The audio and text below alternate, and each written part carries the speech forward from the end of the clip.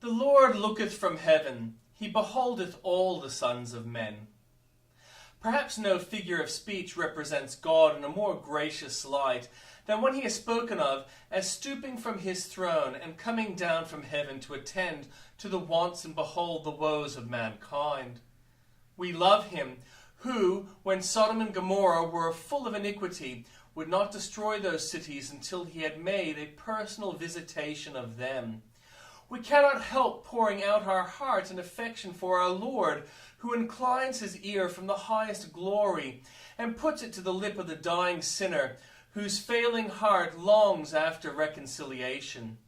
How can we but love him when we know that he numbers the very hairs of our heads, marks our paths, and orders our ways?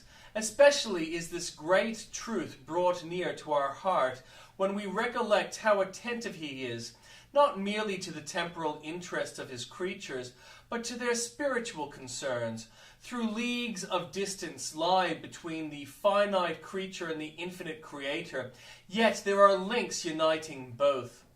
When a tear is wept by thee, think not that God doth not behold.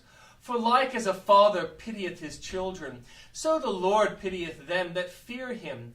Thy sigh is able to move the heart of Jehovah. Thy whisper can incline his ear unto thee. Thy prayer can stay his hand. Thy faith can move his arm. Think not that God sits on high, taking no account of thee. Remember that however poor and needy thou art, yet the Lord thinketh upon thee. For the eyes of the Lord run to and fro throughout the whole earth, to show himself strong in the behalf of them whose heart is perfect towards him.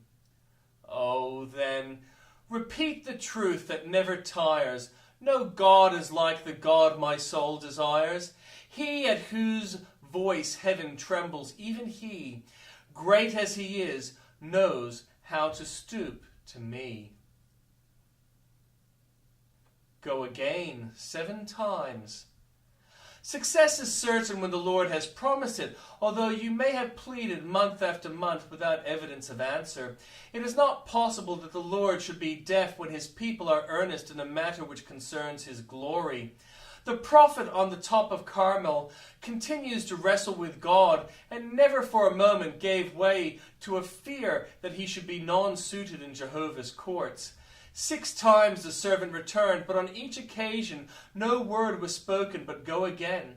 We must not dream of unbelief, but hold to our faith, even to 70 times 7. Faith sends expectant hope to look for Carmel's brow, and if nothing is beheld, she sends again and again. So far from being crushed by repeated disappointment, faith is animated to plead more fervently with her God. She is humbled, but not abashed. Her groans are deeper, and her sighings more vehement. But she never relaxes her hold or stays her hand. It would be more agreeable to flesh and blood to have a speedy answer, but believing souls have learned to be submissive and to find it good to wait for as well as upon the Lord.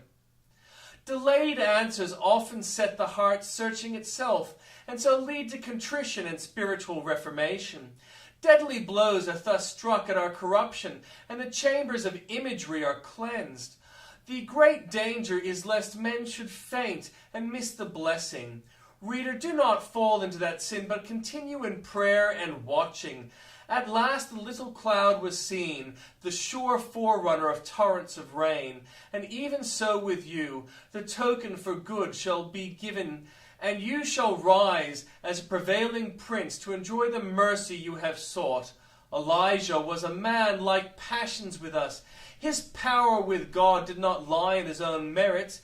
If his believing prayer availeth so much, why not yours? Plead the precious blood with unceasing importunity, and it shall be with you according to your desire.